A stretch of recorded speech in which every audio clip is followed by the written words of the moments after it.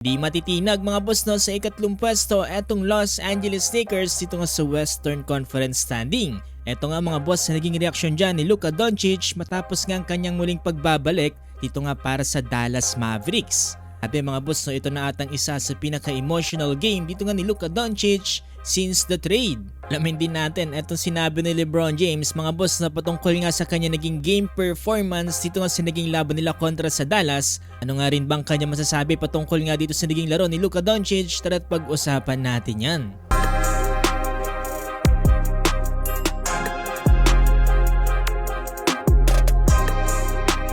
So eto nga mga boss no, kakatapos lang ng isa sa pinaka-importanting laban dito nga ng Los Angeles Lakers dito nga sa NBA regular season. Dito nga matapos silang talunan etong Dallas Mavericks sa final score ng 112-97.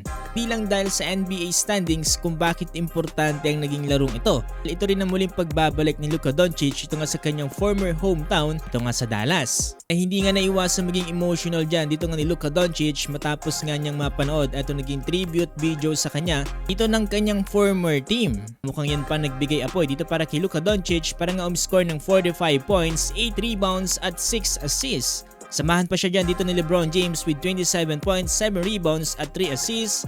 At itong si Rui Hachimura 15 points, Austin Reaves 11 points. Dito nga sa naging post-game interview dito kay Luka Doncic, eto nagpasalamat etong si Luka. Ito nga sa kanyang mga teammates ngayon sa Los Angeles Lakers, gayon din sa kanyang mga head coach, dahil nga daw sa pag-comfort sa kanya at dahil nga daw sa pagiging nandyan daw sila palagi. Pasabi dito ni Luka Doncic, naging mixed emotions nga daw siya dito nga sa naging laban na to.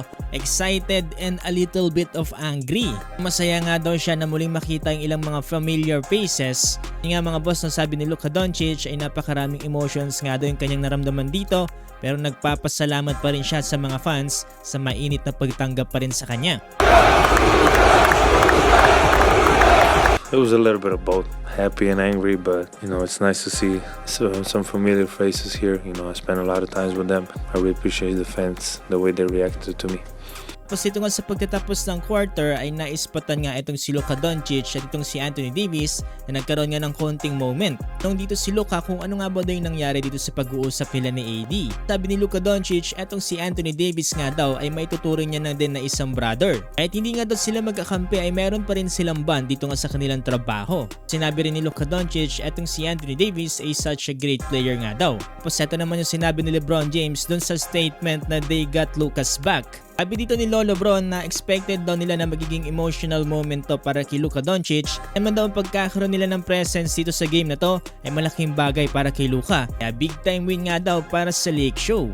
Ay tanong din dito si Lolo Bron kung ano nga ba daw yung naging take niya dito nga sa naging laban na to. Sabi dito ni LBJ, whatever it takes nga daw to close the game, ay napakarami nga daw nakataya dito, di lamang para kay Luka Doncic, gayon din para sa kanilang team. Lalo na nga daw natalo sila sa huling laban nila kontra nga sa OKC. So gustong gusto nga daw nila ang panalo na to, hindi lamang para kay Luka, hindi para sa kanilang buong team na rin.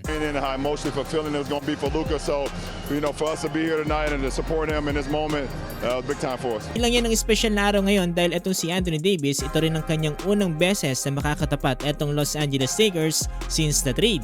Ito nga naging reaction dyan ni LeBron James matapos nga ang interview. Kay LBJ, it's different nga daw. Lalo na nga daw, they have their own emotions built into it.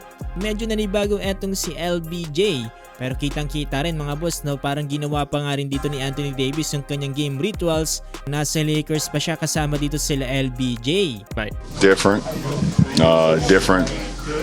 You know, obviously we had our own emotions built into it. You know, so it was just different. I think that's the first time we played together since 19, I believe. Sa ngayon mga boss, no, kung sisilipin natin ng NBA standing, eto napakaganda ng pwesto ngayon ng Los Angeles Lakers sa ikatlong pwesto with 49 wins at 31 loss. Nasa ilalim na nila ngayon etong Los Angeles Clippers with 47 wins at 32 loss.